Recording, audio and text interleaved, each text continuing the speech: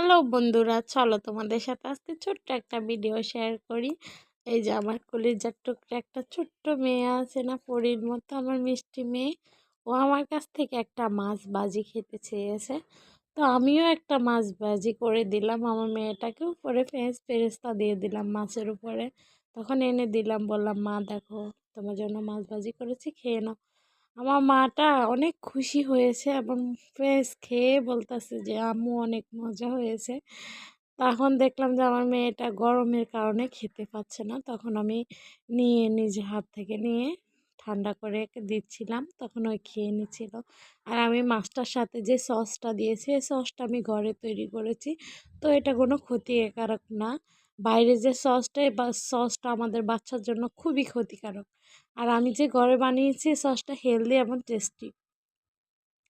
তখন আমার মেয়ে খাচ্ছে, তখন আমিও একটু খেয়ে দেখলাম, আসলে খুব মজা হয়েছে, অসাধারণ হয়েছে।